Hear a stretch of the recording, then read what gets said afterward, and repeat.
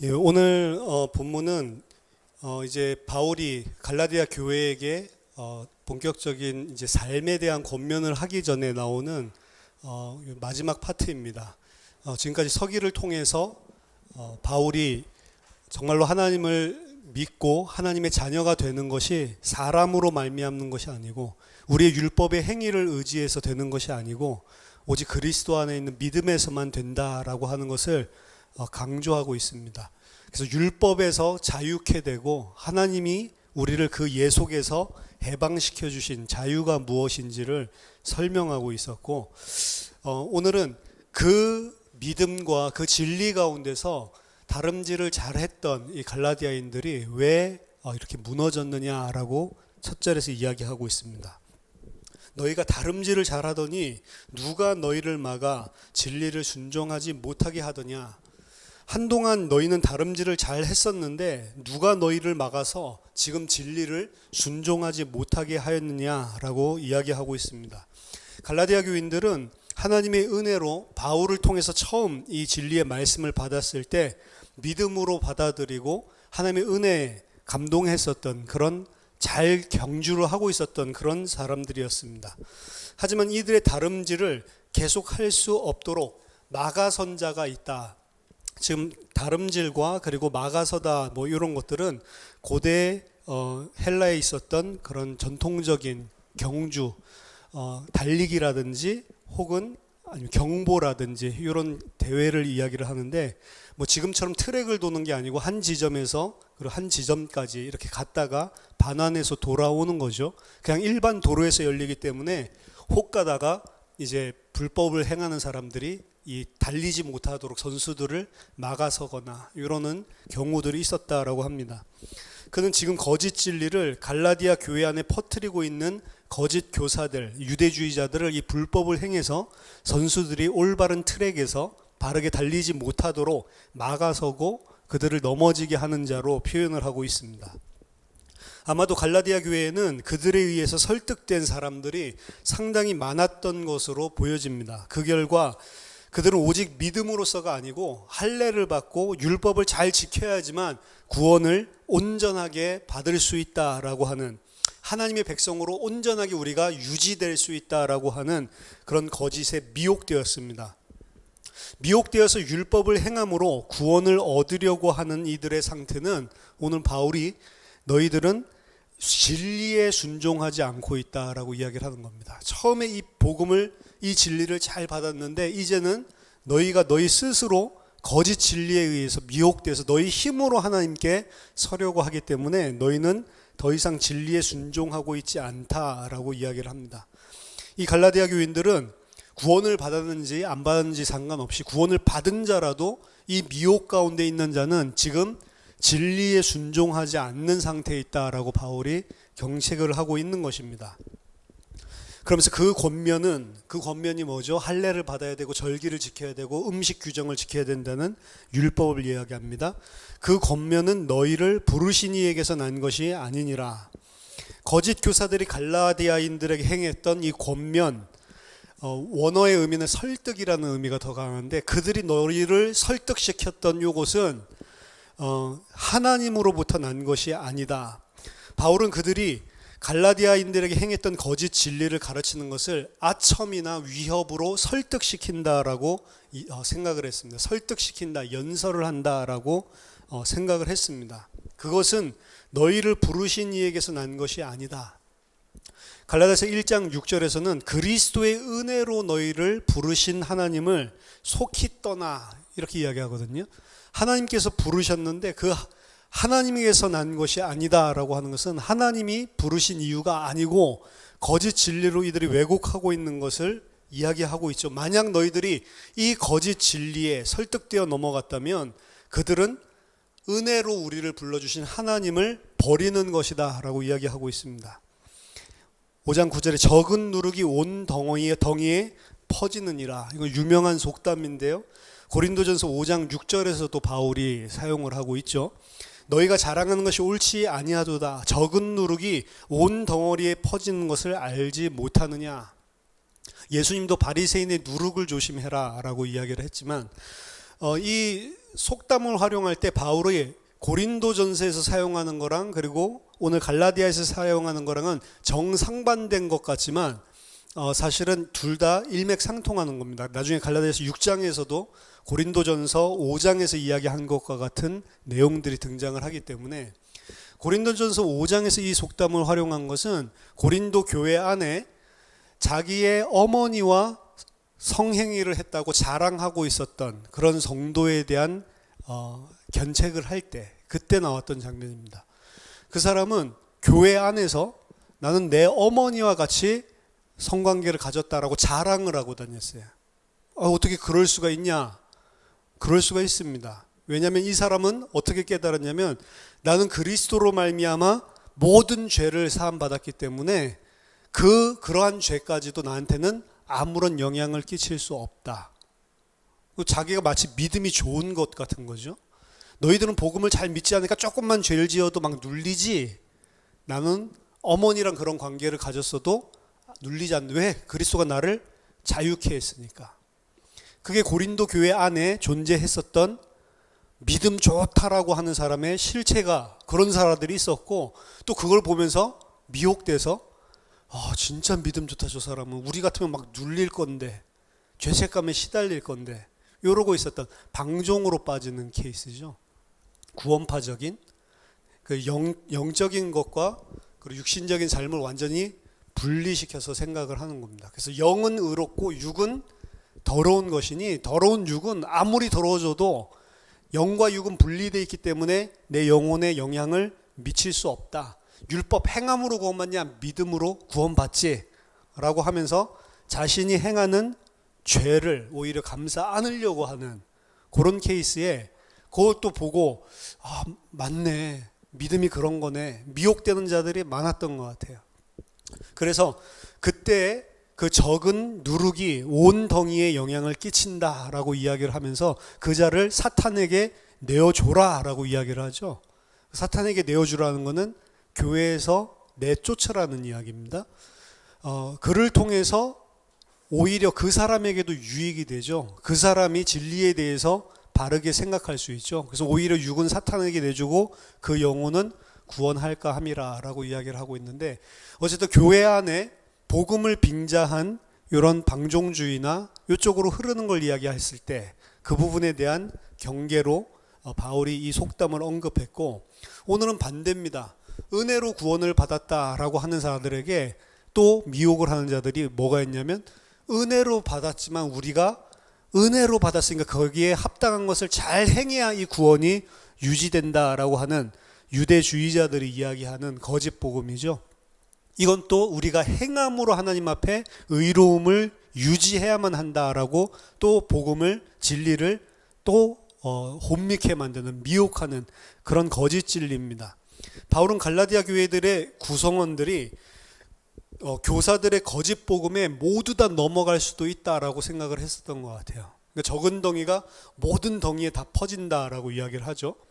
작은 가르침 같지만 이것을 누룩이라고 이야기했고 예수님도 바리새인의 누룩을 조심해라 라고 했듯이 거짓된 진리가 전체를 다 미혹하고 무너뜨릴 수 있다는 겁니다. 조그만 차이 같지만 누룩이라고 표현을 했고 그것은 전체에 다 영향을 미치는 거다.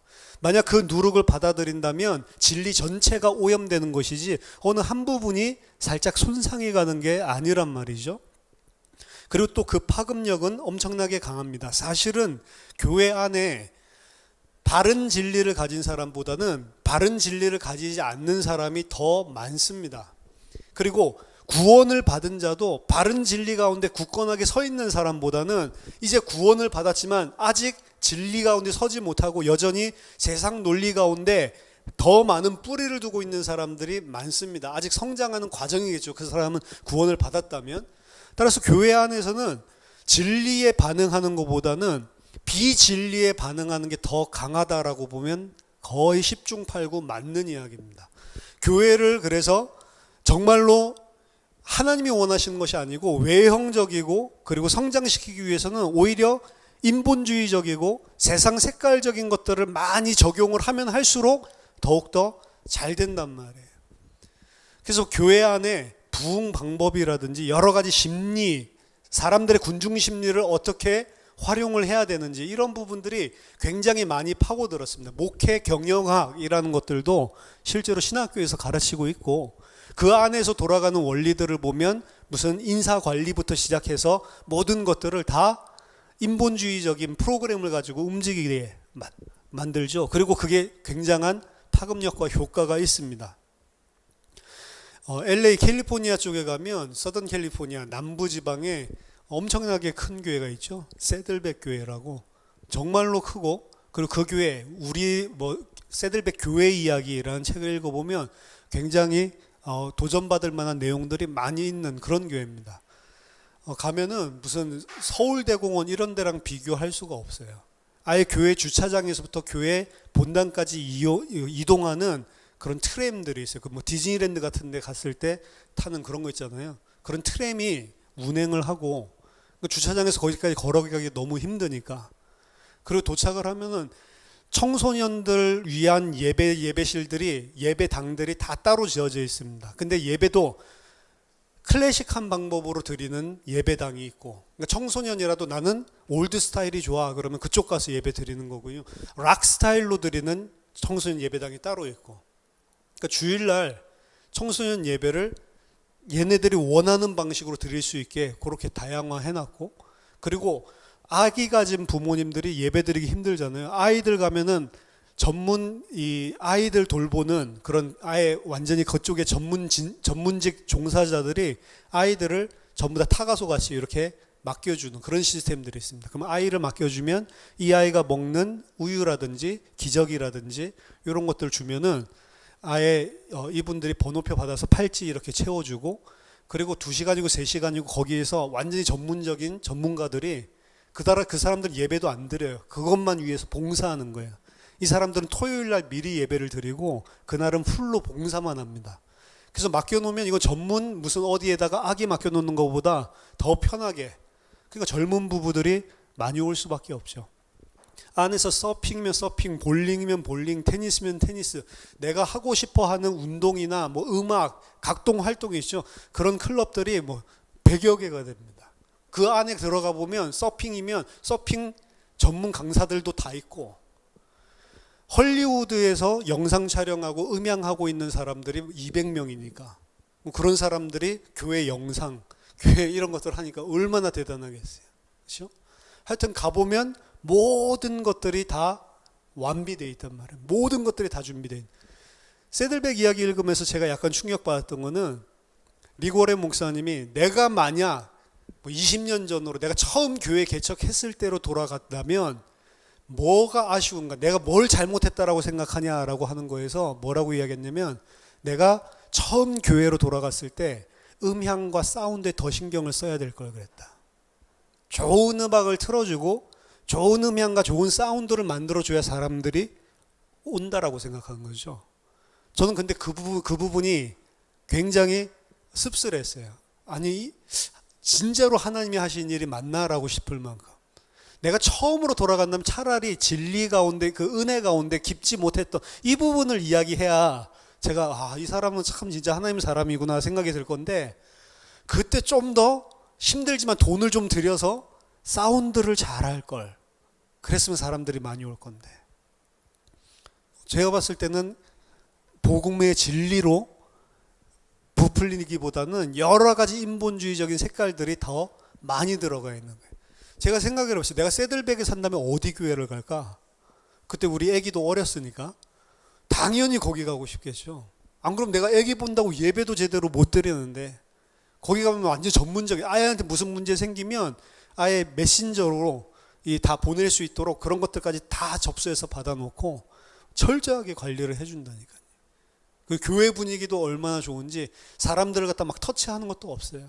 처음 와본 사람들 마음껏 예배드리게 하는 게 그 교회 목표이기 때문에 와서 무슨 어디서 왔냐 뭐 하냐 이런 것도 안 해요. 그냥 아예 풀어놓는 거죠. 그러니까 처음 가는 사람도 아무런 부담이 없고. 그런데 과연 그곳에 모인 자들이 제가 봤을 때 그런 방법과 그런 프로그램을 모인 자들이 정말로 진리에 반응해서 진리 때문에 그 자리에 앉아있는 사람이 맞냐, 아니면 다른 부분에 매료돼서 와 있는 사람 아니냐 보면 다른 부분에 매료된 사람들이 훨씬 더 사실은 많겠죠. 그럼 거기에다 대고 진리를 이야기하는 것보다는 육신적인 이야기, 세상적인 이야기, 세속적인 이들을 감동주는 세상적인 기준에서 이야기가 훨씬 더 이들을 운용하고 모이게 하기에 쉽다는 거죠. 그럼 그 교회만 그러냐? 아닙니다. 세상 사람들이 더 많이 찾고 더 많이 흥분하고 모여드는 곳은 사실은 그런 부분들 가지고 모든 프로그램들을 만들어가고 메시지 내용 정체성을 찾아가는 데가 훨씬 더 잘 될 수밖에 없는 것입니다. 심지어 복음만 이야기한다고 해도 복음에 반응하는 것보다는 세상적인 부분들에 아쉬워하는 사람들이 더 많은 게 사실은 교회거든요. 그래서 교회 안에 불신자들도 그렇지만 이미 구원을 받았음에도 불구하고 이 진리에 굳건하게 서 있지 못한 자들은 더 그런 육신적이고 세상적인 것들을 바라고 요구하는 게 교회입니다. 따라서 그 부분에 본격적인 이 부분의 메시지를 퍼부어 줬을 때 갈라디아 교인들은 한두 명이 흔들린 게 아니고 전체가 다 넘어갈 것 같은 상황이 도래를 한 것입니다. 갈라디아서 5장 10절에 나는 너희가 아무 다른 마음을 품지 아니할 줄을 주 안에서 확신하노라. 그러나 너희를 요동하게 하는 자는 누구든지 심판을 받으리라. 모든 갈라디아 교인들이 결국 하나님께서 벗어날 가능성을 숙고하고 난 후에 바울은 빨리 어조를 바꿔서 그들에 대한 확신을 고백하고 있습니다. 바울이 그들이 다른 마음을 품지 아니할 줄을 확신하는 이유는 갈라디아인들이 다시 믿음으로 돌아섰다 뭐 이런 좋은 소식을 받았기 때문이 아니고 그 확신의 근거는 그리스도 안에 그 기원을 가지고 있습니다. 만약에 그들이 정말로 하나님께서 예정하신 하나님이 택하신 백성이 맞다면 정말로 그들이 그리스도의 성령의 진리가 그들에게 묵시적으로 침투한 자들이 정말로 맞다라고 한다면 그들은 절대로 하나님을 떠날 수 없기 때문에 그래서 내가 주 안에서 확신한다. 너희들이 정말로 하나님이 택한 자가 맞고 성령으로 거듭나게 하셔서 하나님이 강권적으로 하나님의 은혜 가운데 부르신 자가 맞다라고 한다면 너희들은 절대로 하나님을 떠날 수 없는 거죠. 교사들의 거짓 복음의 세력보다 훨씬 더 강력한 것이 그리스도의 능력입니다. 그리고 그리스도는 그 능력으로 하나님이 택하신 백성을 놓지 않고 끝까지 견인하시기 때문에 가질 수 있는 확신인 것입니다. 종국에는 그리스도 안에 택한 자는 구원의 완성을 통해서 영원한 생명으로, 그들을 미혹하고 교란했던 자들은 영원한 심판으로 끝맺음을 맺게 되는 거죠. 11절에 형제들아 내가 지금까지 할례를 전한다면 어찌하여 지금까지 박해를 받으리요. 그리하였으면 십자가의 걸림돌이 제거되었으리니. 여기서 바울이 본인의 이야기를 하고 있는데 내가 만약 지금까지 할례를 전하고 있다면 이라고 이야기를 했죠. 그럼 바울이 예전에 할례를 전했었던 적이 있다라는 거죠. 이것 때문에 이 해석이 여러 가지로 난무를 하고 있습니다. 이제 쉽게 볼 수 있는 거는 이 거짓 교사들이 바울을 공격을 할 때 바울도 한때는 할례를 전하고 있었다. 지금은 너희들에게 할례를 이야기 안 했지만 바울이 만약에 갈라디아 지역에 조금 더 오래 있었다면 이제 할례를 이야기했었을 거다. 이렇게 설득을 했다라는 견해가 있습니다. 그러니까 바울이 할례를 전했다라고 하는 것을 이제 그 사도행전에 보면 디모데를 일부러 할례를 시키게 하죠. 그래서 바울의 초기 사역들 가운데 그렇게 디모데를 할례 주듯이 어떤 필요성에 의해서 할례를 강조하는 그런 시간표가 오는 그런 성도들이 있었다라고 이 거짓 교사들이 교란을 하는 겁니다. 그래서 너희들에게는 바울이 잠깐 사역을 하고 떠났지만 만약 바울이 계속 있었다면 이제 너희들에게 진짜 구원의 깊은 곳인 이런 율법에 대해서 이야기를 했을 거다. 바울이 그 자기의 사실 수제자죠. 디모데에게 할례를 받게 했었다. 뭐 이런 식으로 이야기를 전개했다라는 내용이 있고 또 실제로 또 다른 사람들은 그 디모데 그 사건뿐만이 아니고 바울이 처음에 진리를 깊이 알지 못했을 때에는 바울의 어떤 일정 기간 동안 복음을 전하면서 동시에 할례도 전했다. 이들 주다이저들 같이 그렇게 이야기하는 사람도 있습니다. 하지만 바울이 이 사도행전 9장에서 그리스도 앞에 꼬꾸라지고 그리스도 앞에 넘어지고 나서 도대체 구약 성경이 이야기하고 있는 율법은 무엇이고 구약 성경에서 이야기하는 메시아는 무엇이고 전체 이 자기가 봤었던 성경을 이해하는 진리의 눈이 완전히 반전이 되고 나서는 그 어디를 봐도 할례를 강조하거나 율법이나 인간의 행위를 강조했다라는 흔적을 찾기가 사실은 힘듭니다.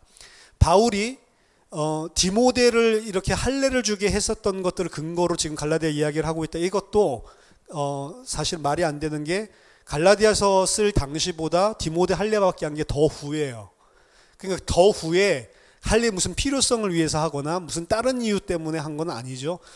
6절에서 이야기 봤듯이 그리스도 예수 안에서는 할례나 무할례나 아무것도 아니다라고 하는 게 바울의 입장입니다. 받아도 괜찮고 안 받아도 괜찮고 그거 받는 게 무슨 하나님 앞에 의로운 것도 아니고 안 받는 게 무슨 하나님 앞에 죄된 것도 아니고 받은 사람이 더 떳떳할 이유도 없고 부끄러울 이유도 없고 안 받은 사람이 떳떳할 이유도 없고 그거 아무것도 아닌 것으로 바울은 인식하고 있었기 때문에 다만 디모데에게 행한 거는 상황상 또 이야기하죠. 나는 유대인에게 복음을 전하기 위해서 유대인같이 전해줬고 또 무할례자들에게 이방인에게 복음 전하기 위해서 나는 율법이 있는 자지만 무율법인 사람처럼 복음을 전해줬다. 그런 상황들 때문에 내가 이렇게 해서 이 사람들이 마음문 연다면 그렇게도 해보고 저렇게도 해보고 그런데 그거는 아무 진리랑 상관없는 것으로 이미 갈라디아에서부터 6절에서 이야기를 하고 있기 때문에 디모데에게 만약에 할례를 받게 했다면 그것은 어떤 상황들 때문에 그냥 해도 되고 안 해도 되는 것을 행하게 그냥 한 것이지 무슨 이유 때문에 반드시 행해야 되는 것으로 이야기한 건 아니라는 거죠. 그럼 바울이 전에는 내가 전했었지만 지금은 전하고 있지 않는 아직까지도 내가 전하고 있다면 이라고 했기 때문에 그건 뭘 전제로 하는 거냐면 유대교와 그리스도교 유대인으로 있었을 당시와 자신이 그리스도인으로 되기 그 전과 후를 나누는 문맥이라고 봐야 됩니다.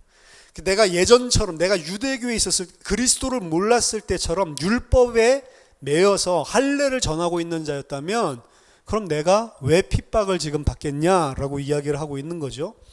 바울 또한 그리스도 앞에 회심하기 전까지는 유대교를 배경으로 할례를 전했던 그런 바리새인이었기 때문에 만약 지금까지도 그리스도를 믿게 된 그 후에도 내가 그 할례를 전하고 있다면 내가 왜 유대주의자들에게 박해를 지금 받고 있겠냐라는 의미입니다. 바울이 할례를 복음의 일부로 전하고 있다면 그는 유대주의자들의 박해를 지금 전혀 받을 이유가 없는 것이죠. 하지만 그것은 하나님이 그리스도의 십자가의 처형이라는 수치스러운 사건을 통해서 이 세계로 하나님의 은혜를 침입시켰다라고 하는 참 복음의 선포가 종식되는 것으로 보고 있는 것입니다.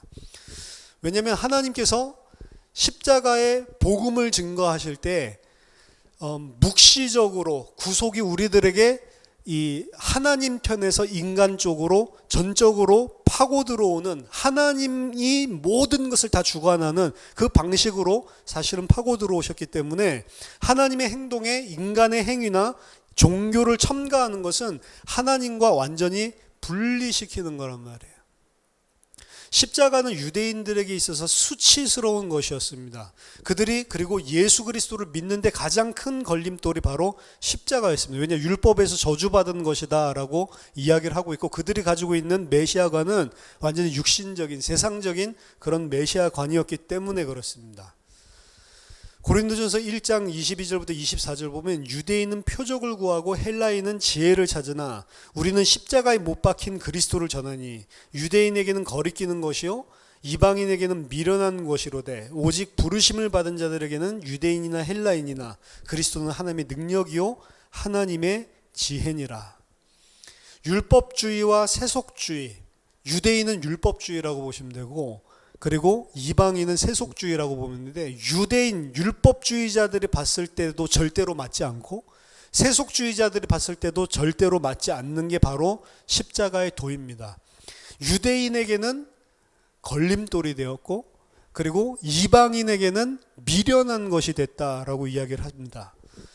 왜냐 유대인이나 헬라인이나 유대인이나 이방인이나 가지고 있는 것은 이 세상에 속하는 기본적인 선악 구조, 기본적인 대립상의 구조로 보는 그런 기준을 가지고 십자가를 바라보기 때문에 이 사람들이 그 걸림돌을 제거하지 않는 이상은 십자가 앞으로 절대로 나올 수 없다는 거죠. 하나님은 하나님의 은혜로 부름을 받은 자들 외에는 절대로 그 누구도 십자가 앞으로 나올 수 없도록 십자가라고 하는 걸림돌을 통해서 구원의 은혜를 베풀어 주셨습니다. 내 자신이 가지고 있었던 그 유대인이 가지고 있던 율법의 기준, 그리고 헬라인들이 가지고 있는 이 세속적인 기준, 그 기준을 허물지 않으면 그 앞에 나올 수 없도록 걸림돌의 형태로 주신 게 십자가입니다. 스캔달리즘 오브 더 크로스라고 그러죠. 십자가의 수치, 십자가에 있는 스캔들. 아무도 내 의지를 가지고, 내 기준을 가지고 그대로는 못 나가게 되는 거예요, 사실은. 왜? 부끄러운 것이니까. 그리고 그것은 미련한 것이니까. 따라서 율법주의 유대주의자들은 그 십자가를 절대로 이해할 수 없는 것이고, 만약 그들이 허물어지지 않는 세상전 육신적인 기준을 십자가에 더해서 나온다면 그것은 십자가를 변질시키는 것입니다. 그리고 그 십자가에 그들의 행위를 첨가하는 것은 변질시키는 것을 더 넘어서서 하나님과 분리되면서 하나님을 적대하고 대적하는 행위가 되는 겁니다.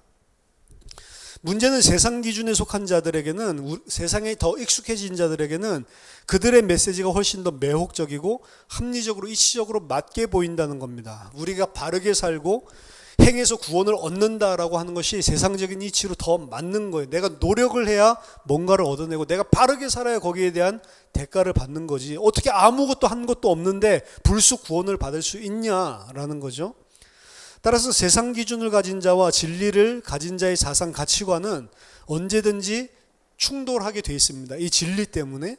이 세상 가치관을 가진 자들은 언제든지 다수이고 더 큰 힘과 권력을 가지고 있고 가질 수밖에 없기 때문에 이 땅에서 진리를 외치는 자들은 그래서 핍박을 당하게 됩니다. 따라서 바울도 할례를 포기하고 율법을 포기하고 그리스도만을 택했을 때 유대주의자들에게 공격을 당하고 핍박당하는 것은 당연한 것이라고 봐야 됩니다. 계시록을 통해서 우리가 보지만 때로는 세상은 핍박을 통해서, 때로는 유혹을 통해서 하나님의 백성이 진리를 가지지 못하도록 진리를 무너뜨리고 세상의 가치로 우리를 끌어오는 일들을 늘 행하고 있는 겁니다. 그 속에서 끝까지 진리를 붙들고 인내하고 싸우는 게 바로 성도들의 이 땅의 삶이요 신앙생활입니다. 그게 바울이 오늘 7절에서 다름질하는 경주에 비유한 거예요. 결국 다름질하는 경주는 디모데후서 2장 5절에도 나와 있지만 법대로 하지 않으면 면류관을 받지 못한다. 경기하는 거에서 다름질하는 경주에 있어서 가장 법 중에 중요한 거는 처음 스타트 라인부터 마지막 라인까지 다른 트랙을 통해서 달려야만 되는 거잖아요. 그대로 하지 않으면 절대로 면류관을 받지 못한다라고 이야기를 합니다. 그러면 우리가 달리기를 시작한 것이 아니라 끝까지 인내하고 끝까지 믿음의 경주를 하지 않으면 그 면류관을 받지 못한다라고 이야기를 합니다. 결국 다름질 경주는 아무리 잘 뛰어도 끝에 어떻게 들어오느냐에 따라서 모든 것들이 다 판가름 나는 것처럼 끝까지 뛰지 않으면 아무런 의미가 없기 때문에 중간에 거짓 진리에 의해서 그 믿음의 경주를 무너뜨리고 곁길로 빠진다면 그 사람은 절대로 면류관을 받지 못하는 거죠. 따라서 구원받은 하나님의 백성에게 인내를 성경은 이야기하고 있고 믿음의 경주를 끝까지 해야 된다라고 하는 것을 구원이 아직 완성되지 않은 것처럼 구원의 점진적인 부분들을 이야기하는 게 존재하는 것입니다. 물론 중간에 그 믿음의 경주를 끝마치지 못하고 미혹돼서 세상으로 진리를 미혹하는 쪽으로 끌려가서 평생 그 속에서 만약에 머물게 된다면 그 사람은 원래 처음부터 구원받은 자가 아닌 것으로 드러나게 되는 것이죠. 구원은 받았다가 떨어져 나가는 것은 절대로 아닙니다. 하지만 진짜 믿음 가진 자라면 이러한 진리의 권면을 받았을 때 다시 믿음의 경주를 하고 그 미혹된 데서 떠나서 결국은 하나님 앞에 돌아오고 그것이 더욱더 자기 자신을 성장하는 데 도움을 주는 그런 케이스가 되겠죠. 이렇게 끝까지 인내로 하나님께 순종해야 하는 진리의 싸움은 사실은 우리가 잘 싸워야 하는 싸움 이전에 예수님의 공생애 때 일어났던 사건입니다. 예수님 또한 진리로 이 땅에서 하나님의 진리를 보여주고 진리를 계시하고 진리를 드러내기 위해서 진리로 살았던 분이기 때문에 이 세상의 가치와 기준에 매몰되어 있었던 바리새인들이나 종교 지도자들, 로마의 정치인들, 더 근본적으로는 그들 배후에 있는 사탄이라고 하는 최종적인 그 악의 세력에게 처음부터 끝까지 공격을 받았고, 그 안에서 끝까지 흔들리지 않고 육신을 우리처럼 똑같이 입고 미혹을 똑같이, 시험을 똑같이 받은 자로 돼 죄는 짓지 않았다라고 했거든요. 끝까지 싸우면서 믿음의 싸움을 경주했던 분이 바로 예수님입니다. 예수님은 하나님께 온전히 순종하고 세상 기준이나 나 중심의 기준으로 내가 하나님의 자리에 서서 하나님 노릇을 하지 않으려고 처음부터 애썼고, 사탄은 처음부터 끝까지 예수를 하나님의 자리, 인간의 모습으로 온 예수를 하나님의 자리에 계속 앉히고 자기 중심으로 선악을 판단해서 활동하게끔 계속해서 미혹하는 것들을 처음부터 끝까지 했죠. 가장 처음에 공생의 시작이 40일 동안의 광야에서의 시험인데, 그 시험 자체가 벌써 하나님 자리에 앉히고 육신화시키려고 하는 세속의 기준으로 내가 선악을 판단해서 내가 하나님의 뜻이 아닌 내 뜻을 따라 움직이도록 하는 그런 시험인 걸 알 수 있습니다. 40일 동안 밥 굶었는데 돌을 갖다가 떡덩이로 만들어서 먹어라. 얼마나 좋은 이야기입니까? 만들 수 있는 능력이 있겠다. 난 만들 수 있는 신성을 분명히 가지고 있는데 내가 명하면 먹을 거 다 만들 수 있죠. 뭐 돌만 떡고로 만들 수 있습니까? 모래를 갖다가 밥알로 만들어서 쌀밥도 먹을 수 있고 다 할 수 있는데 먹어봐라 라고 이야기하는 것은 너무나 사실은 예수님 입장에서 보면 할 수 있는 것이기 때문에 어떻게 보면은 흔들리는 거죠. 물론 그것이 우리들에게도 동일하게 사단이 속이는 내용이지만 하나님의 말씀 진리를 빵으로 먹어야 되는데 돌을 갖다가 그 떡으로 만들어서 육신을 채우기 위해서 먹으라고 하는 것은 하나님의 진리의 말씀, 하나님의 진리의 양식을 내 육신을 채우기 위해서 먹으라는 우리에게도 동일한 시험이 존재를 하는 거지만, 예수님의 기준에서 그냥 육신적인 것만 본다 하더라도 신성을 가진 예수님에게 있어서는 이것이 하나님의 신성의 능력을 하나님의 뜻과 상관없이 내 필요에 따라 내 뜻을 채우기 위해서 사용하라라고 하는 지극히 아주 기본적인 그런 생계, 삶이랑도 연관되어 있는 공격이라고 볼 수 있습니다. 예수님은 이 땅에 공생애 사역하는 동안 수많은 기적과 능력을 나타냈지만 전부 다 그 기적과 능력은 제2위 성자 하나님의 신성으로 한 게 아니에요. 성령으로 하나님께서 보여주시는 것으로만 그 기적을 행했지 내 힘으로 한 적이 없습니다. 신성을 가지고 있지만 자신의 신성을 자기 자신을 위해서 사용한 적이 단 한 번도 없어요. 다 하나님께 의지하고 의탁을 했단 말이에요. 성령으로 그리고 기도를 통해서 하나님의 도우심으로 이 땅에서 신성이 드러나게 한 것이지, 예수님 스스로 자신의 신성을 자신의 육신적인 자아나 자기 자신이 나타내려고 하는 자신의 개인적인 욕망 때문에 사용한 적이 단 한 번도 없습니다. 제자들은 착각했죠. 예수님이 엄청난 능력들을 보이니까 예수님 옆에 있으면 많은 기적과 능력이 나타나고 본인들을 통해서도 그런 기적이 나타나는 것을 현장에서 확인했을 때, 야, 예수님 옆에만 있으면 뭐든지 할 수 있구나. 그래서 예수님을 타박하는 그 사람들을 쳐다보면서 요한이, 내가 하늘에서 불을 내려가지고 이 사람들 전부 다 살라 죽여버릴까요? 라고 이야기할 정도로. 근데 예수님이 그렇게 하면 어떻게 하냐? 그렇게 하면 어떻게 성경에서 말한 것이 이룰 수 있겠냐라고 이야기를 하면서 나무라죠. 꾸짖었죠. 예수님은 처음 공생의 시작부터 그리고 마지막 때까지 단 한 번도 자기의 신성을 자신을 위해서 사용한 적이 없습니다. 하나님께만 의존했고 자신은 낮아져서 인간의 모습, 종의 모습이 되었고 자기 자신이 하나님됨을 절대로 드러내거나 자기 자신의 힘을 활용한 적이 없다는 거죠. 예수님 십자가에 달렸을 때조차도 당신이 만약에 하나님의 아들이라면 거기서 뛰어내려 봐라. 그럼 우리가 믿겠다라고 하는 것으로 끝까지 예수님을 시험했던 자, 그 자들이 바로 사탄이고 그리고 이 세상 사람들이었습니다. 계속 세속적인 기준들에 맞게끔 움직이라는 거죠. 예수님은 우리랑 똑같이 시험을 당하고 미혹을 당하고 연약함 가운데 쌓여 있었다라고 이야기를 합니다. 육신을 가지고 있고 연약함, 배가 고프고 줄이고 필요한 것도 많이 있는 그런 연약한 상태 가운데 노출됐지만 단 한 번도 자기 자신을 위해서 그 능력을 사용하거나 하나님의 뜻이 아닌 내 뜻을 위해서 움직인 적이 없다는 거죠. 예수님도 미혹받았다라고 하는 것은 마지막 십자가 달리시기 전에 하신 기도만 봐도 알 수가 있습니다. 예수님은 할 수만 있으면 이 잔을 내게서 지나가게 해주시면 안 되겠습니까? 라고 고통스러워 했었던 그런 모습들이 분명히 존재를 했거든요. 하지만 결국에는 자기 자신의 뜻이 아닌 아버지의 뜻에 자기를 순종시키는 모습을 보여주고 있습니다. 십자가 앞에서 머리를 흔들면서 내려오면 믿겠다라고 했을 때 내려올 수 있는 능력이 있는데 그럼에도 불구하고 끝까지 하나님 앞에 자기 자신을 의탁하고 돌아가신 분이 예수님이죠. 결국 예수님이 처음부터 마지막까지의 삶들을 보면 계속 드러나는 것들이 예수님 자신의 하나님됨, 성자의 하나님됨을 드러내지 않고 그저 인간의 모습으로 종의 모습으로 살아야 하는 그 사이에서 생기는 긴장과 갈등이 굉장히 클 수밖에 없다라는 것을 알 수 있습니다.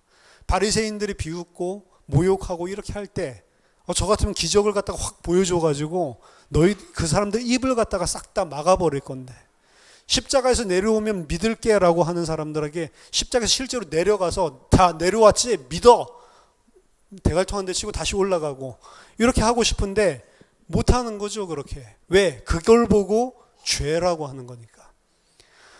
예수님은 단 한 번도 자신의 뜻을 위해 산 적이 없고 아버지께서 말씀하신 것만 난 말을 하고 아버지께서 하라고 하는 것만 나는 행하고 아버지께서 허락하신 것만 나는 당하면서 사는 거예요. 사실은 당하면서 사셨죠. 온갖 수욕을 다 당하시면서도 다 당하면서 사셨던 겁니다. 그렇게 끝까지 죽기까지 자기를 순종하고 복종하는 자리로 몰아세웠던 분이 예수님이고 그 의가 완전하다라는 겁니다. 완전한 의인으로서 죄인을 대신해서 십자가에 지셨죠. 그 예수님의 이 땅의 삶 자체가 순종하는 아들로서 끝까지 그 믿음의 인내로 경주하는 삶을 먼저 예수님이 살았다는 것을 볼 수 있습니다. 우리가 믿음의 경주를 하는 것은 예수님처럼 우리 자신이 완벽하게 하나님께 순종하고 세상 기준, 나 중심의 기준으로 행하지 않는 것은 아닙니다. 왜냐? 그거 불가능하기 때문에. 우리는 분명히 믿음의 경주를 끝까지 하고 인내하고 싸워야 되지만 그 나타나는 방향은 내가 하나님 앞에 완전해지고 하나님 앞에 세상 기준이 아니라 내 기준이 아니라 하나님 앞에 온전하게 의로운 삶으로 예수님처럼 살아야 되겠다라고 하는 것은 아니란 말이에요. 만약 우리가 그렇게 할 수 있는 능력이 있다면 예수님이 굳이 우리 대신에 그 의인으로 오실 이유가 없는 것입니다. 그것은 아닐 뿐만 아니고 맞다고 한다면 할 수 있는 사람도 단 한 사람도 없다라는 것을 인정을 해야 됩니다. 그것을 이룰 수 있는 분은 참 의인인 예수 그리스도 한 분밖에 없기 때문에 그래요. 우리가 끝까지 인내로 경주해 나가는 믿음의 싸움은 나 자신의 어떤 의로운 모습을 쌓아가는 것이 아니고 내 의가 아니라 오직 그리스도의 십자가로 말미암아 하나님의 의로만 내가 살 수 있다라는 것을 인식해서 그 십자가만을 의지하고 십자가 안에 숨는 거를 계속해서 해나가야 된단 말이에요. 십자가만 드러내고 십자가만 내가 하나님 앞에 설 수 있는 유일한 것이구나. 그걸 갖다 믿음으로 싸워야 된다니까. 왜냐? 우리는 십자가 아닌 다른 것으로 서는 것이 너무나 세속적이고 우리들에게 맞단 말이에요. 그러니까 계속해서 율법을 들고 나오면 그 율법이 훨씬 더 좋게 보이는 게 우리입니다. 그게 우리랑 더 맞다니까요. 저는 안 그런데요. 아니 그렇다니까요. 분명하게 그렇기 때문에 우리는 내 의로 하나님 앞에 나가려고 그러지 그리스도의 의로 안 나가려고 계속 그러고 있습니다. 저는 그런 모습이 없는데 오늘부터 잘 생각을 해보세요. 사실은 우리들 안에 그런 율법적이고 종교적인 기준들이 훨씬 더 많이 있습니다. 하나님의 은혜라는 기준보다는 그게 훨씬 더 많이 있어요. 그걸 나의 모습 속에서 찾아낼 때 내가 하나님 앞에 어떠한 행위 때문에 계속해서 지속적인 죄책감과 눌림 가운데 계속 묶여있다. 요거는 이미 내 의로 나가려는 성향이 이미 나를 잠식하고 있다라는 것이고, 내가 공동체 안에서 다른 지체들을 판단하고 있거나 다른 지체들에 대해서 내가 뭔가 더 나은 위치를 점한 것처럼 그들을 칼로 쪼개고 있을 때, 그때 나는 또 그쪽으로 나가고 있는 거예요. 두 가지예요, 사실은. 내가 복음이 아닌 다른 종교와 율법으로 내 자신을 짓누르든지, 아니면 내 자신이 아니면 내가 좀 잘하고 있다고 생각될 때는 나보다 좀 잘 못한다고 생각되는 자를 짓누르든지. 기준은 뭐냐? 그게 율법이고 종교고 세상이란 말이에요. 그거 기준으로 나 자신을 혹은 공동체를 전부 다 판단하고 그것 때문에 움직이는 거죠. 그래서 눌리는 것도 사실은 저 사람 참 연약해서 눌린다 이렇게만 볼 필요가 없는 게, 그 누르는 기준으로 자기가 조금만 잘 되면 다른 사람 또 본다니까요. 그러니까 이게 우리는 그렇게 하기가 훨씬 더 쉽습니다. 그게 좋아 보이죠. 내 자신이 하나님 앞에 똑바로 못하니까 막 눌리는 게, 눌려야죠. 양심의 가책이 있어야지. 하지만 그리스도 안에서 자유를 가지라는 거예요, 복음은. 그리스도 안에서 그것을 잘 행하고 안 행하고가 아니라 그런 너인데도 불구하고 하나님이 살려주신 그 십자가가 더 크게 보여야지만 거기에서 그 율법에서 빠져나오는 것인데, 우리는 계속해서 이게 더 크게 보이는 쪽으로 이게 맞는 것처럼 생각을 하는 거거든요. 성도의 하나님께 대한 순종은 내가 하나님의 뜻을 성경에 적힌 대로 잘 행해서 하는 순종이 아니고 그리스도에게 순종하는 겁니다. 내 의가 아닌 그리스도께. 그게 바로 자기 부인의 본질입니다. 믿음을 통해서 하나님 앞에 훌륭한 삶을 잘 살아내는 것이 성도의 본질이 아니고, 오히려 거꾸로 내가 그렇게 훌륭한 삶을 잘 살아내지 못한다라는 것들이 계속 드러나요. 근데 계속 드러났을 때 그걸 잘 살아야 된다는 기준에 있는 자들은 계속 눌리게 되겠죠. 반대로 그때의 십자가의 은혜를 붙드는 일을 계속해서 해야 되는 겁니다. 그런데도 불구하고 나를 살려주신 하나님의 은혜와 사랑이 무엇인지를, 은혜를 붙드는 삶을 살아내는 것이 본질이에요. 그것을 사실은 끝까지 살아야 되는 겁니다. 오늘 갈라디아의 교인들에게 그들을 설득하고 그들을 미혹하고 교란했던 자들은 그 은혜가 아니고 너희들의 삶을 가지고 하나님 앞에 서야 된다라는 것으로 설득을 했던 것이고, 그것이 훨씬 더 맞게 보였기 때문에 대다수의 갈라디아 교인들이 넘어갔다라는 것이죠. 끝까지 이 믿음의 경주를 싸워 나가는 게 신앙인의 본질적인 신앙생활이라는 거예요. 그 신앙생활은 우리가 다른 사람, 타인의 눈으로 봤을 때는 아주 훌륭한 삶을 살아내는 사람도 있겠지만 그렇지 못한 사람도 많다는 것을 인식해야 돼요. 그거는 하나님이랑 상관이 없는 거예요. 그리고 우편강도 쳐다보면서 저 사람은 구원 받았을까? 저 사람은 무슨 의로운, 그거는 사람들의 생각이지. 그것도 쳐다보면서 나도 일평생 내 마음대로 살다가 마지막 죽기 전에 나는 회개하고 죽어야지. 그런 사람들이 있어요. 나도 그럼 평생 교회 안 다니다가 마지막 죽을 때 예수 믿으면 되겠네. 난 그럼 그렇게 해야지. 나한테 교회 다니다, 나한테 예수 믿어 그런 말 하지 마. 나 죽기 전에 할게. 그런 사람도 있어요. 그 사람은 절대로 예수 믿을 수가 없습니다. 죽기 전에 믿을 것 같아요? 자기 기준 가지고 계속 살아온 건데, 자기 기준 가지고 이제 죽을 때 됐으니까 예수 믿는 건데, 다 자기 기준이잖아요. 하나님의 은혜로 말미암아서 전복된 게 하나도 없잖아요.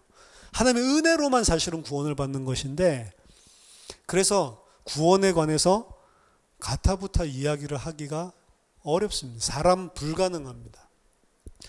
함부로 구원을 받았다라고 확신을 줄 수가 없어요. 누구 마음대로 확신을 줘요? 내 자신이 어렴풋이 그 확신을 정말로 하나님 내게 은혜 주셨구나, 이거 발견할 수는 있어요. 그렇지만 그것조차도 내 자신에게 있어서 절대적인 기준은 될 수가 없습니다. 그게 절대적인 것이 되는 순간 아까 말했었던 둘 중에 하나로 흘러가게 돼 있어요. 그리스도의 은혜를 더 이상 의지하지 않고 내 자신을 의지하거나, 혹은 그리스도를 더 이상 의지하지 않고 이미 구원 받았기 때문에 방종으로 또 흘러가거나, 둘 중에 하나로 반드시 흘러가게 돼 있습니다. 그래서 바울은 믿음에 달려가는 길을 빌립보서 3장에서 이야기하면서 이렇게 이야기를 합니다. 바울은 이미 구원을 받은 자였고 바울은 이미 하나님의 은혜를 얻은 자가 분명한 것 같은데도 불구하고 본인은 이렇게 이야기했습니다. 내가 어떻게 해서든지 죽은 자 가운데서 부활에 이르려 하노니, 빌립보서 3장 11절 12절에 내가 이미 얻었다 함도 아니요 온전히 이루었다 함도 아니라 오직 내가 그리스도 예수께 잡힌 바 된 그것을 잡으려고 달려가노라. 형제들아, 나는 아직 내가 잡은 줄로 여기지 아니하고 오직 한 일, 즉 뒤에 있는 것은 잊어버리고 앞에 있는 것을 잡으려고 표대를 향하여 그리스도 예수 안에서 하나님이 위에서 부르신 부름의 상을 위하여 달려가노라. 그러면서 권면합니다. 그러므로 누구든지 우리 온전히 이룬 자들은 이렇게 생각할지니, 내가 이미 얻었는데, 분명히 바울은 얻은 자가 맞는데 얻었다 함도 아니요 아직 이루었다 한 것도 아니다. 이미 이룬 것들, 내가 달려온 것들은 다 뒤로 던져서 잊어버리고 마치 내가 아직 그리스도의 부활에 이르지 아니한 것처럼 그 표대를 향해서 나는 믿음의 경주로 계속 달려가겠다. 온전히 이룬 자들은 이렇게 생각을 해라. 구원 받았지만 마치 여전히 나는 더욱더 큰 하나님의 그리스도 안에 있는 은혜가 필요한 자처럼 사는 게 믿음의 경주예요. 그게 사는 척하는 게 아니고 진짜로 그렇게 인정이 되는 거죠. 믿음이라면. 내가 이미 그리스도를 통해서 은혜를 받고 구원을 받았지만 그 은혜와 구원이 잠시라도 떨어진다면 나는 이 구원에서 구원을 받을 수 있는 어떠한 조건도 가지고 있지 않다라는 심정으로 끝까지 그것을 온전하게 붙잡으려고 하는 게 이미 완전히 이룬 자들의 그리스도인의 삶의 경주란 말입니다. 그것을 향해서 달려가는 것입니다. 그것을 끊어버리는 것들이 갈라디아 거짓 교인들의, 거짓 교사들의 미혹이었죠. 그래서 갈라디아서 5장 12절에 너희를 어지럽게 하는 자들은 스스로 베어버리기를 원하노라. 너희를 어지럽게 하는 자들, 할례당들이죠. 그 자들은 스스로 베어버려라. 이거는 거세를 이야기합니다. 그때 당시에 쓰던 이교도 키벨레 제의의 제사장들은 자기 자신들이 하나님 앞에 온전하게 제사장으로 서기 위해서, 거룩하게 되기 위해서 거세를 했다라고 그래요. 그러니까 할례만 행하지 말고 너희들이 그거 가지고 하나님 앞에 거룩하고 그거 가지고 의롭게 서려고 하냐? 그럼 차라리 거세를 해버리지 그러지. 왜 조금만 자르냐? 아예 다 잘라버리지. 너희들이 그것 가지고 하나님 앞에 서려고 하는 것은 저 이교도들이 거세를 통해서 하나님 앞에 서려고 하는 거랑 똑같은 거 아니냐라고 비웃고 있는 거죠. 마지막 이야기는. 사람의 행위로는 하나님 앞에 설 수 없습니다. 우리가 하는 다름질, 우리가 하는 믿음의 경주는 내가 아닌, 내 행위가 아닌 그리스도의 십자가만을 의지하는 그 다름질이고 그 믿음의 경주란 말이에요. 그런데 우리는 시시때때로 내가 기준이 되고 시시때때로 나의 행위의 삶이 본질이 돼서 하나님 앞에 서려고 그러고 그것이 옳은 것처럼 공동체 안에서도 사람들을 보고 있는 때가 너무나 많다는 겁니다. 그래서 끝까지 우리는 믿음의 경주를 싸워야 된다는 거예요. 의롭게 되려고, 의로운 삶을 살려고 하는 게 아니고 오직 의는 그리스도를 믿음으로만 나온다라고 십자가를 의존하는 게 우리의 의란 말이에요. 우리는 우리의 의로 하나님 앞에 서는 것이 아니고 그리스도의 의로만 하나님 앞에 서는 겁니다. 내 의를 가지고 하나님 앞에 끝까지 순종치 않고 내 의를 가지고 하나님의 의를 끝까지 부인했던 자들이 바로 유대인들이었습니다. 너희들은 그리스도의 의만 붙잡으라는 거죠.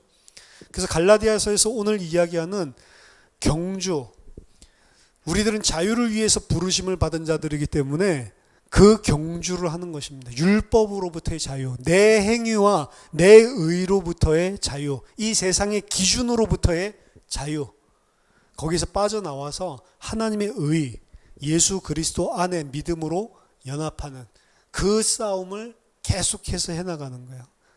구원받았을 때뿐만이 아니고 우리가 일평생 다름질해야 되는 내용인 것입니다. 따라서 오늘 본문을 통해서 바울은 우리들에게 믿음의 경주를 중간에 미혹돼서 우리의 걸림돌이 돼서 넘어지게 하는 그 자들에게서 빠져나와서 끝까지 하라라고 이야기를 하고 있는 겁니다. 여러분들이 구원을 받은 자, 정말로 이 믿음의 진리를 계시받은 자가 맞다고 한다면 거기서 끝나는 것이 아니고 일평생 사실은 이 싸움 속에서 살아가야 된다라는 것을 인식하셔야 돼요.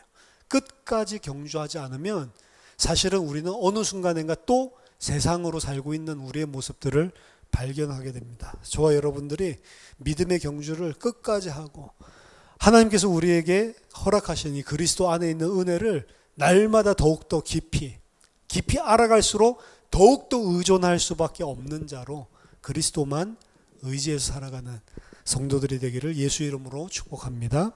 기도하겠습니다. 하나님, 우리들이 가지고 있는 모든 의와 우리들의 모든 행위, 하나님, 그것을 통해서가 아닌 오직 그리스도께서 우리에게 베풀어 주신 십자가의 의, 십자가의 은혜로만 하나님 앞에 설 수 있음을 고백합니다. 하나님, 날마다 이 고백이 우리들 속에서 하나님 앞에 고백되어지고 날마다 하나님 앞에 더욱더 깊이 하나님 그리스도만을 의존하고 의지하는 자로 살아갈 수 있도록 우리에게 진리를 알게 하시고 깨닫게 하시고 하나님 굳건하게 진리 가운데 설 수 있는 믿음을 허락해 주시옵소서. 예수 그리스도 이름으로 기도하옵나이다. 아멘.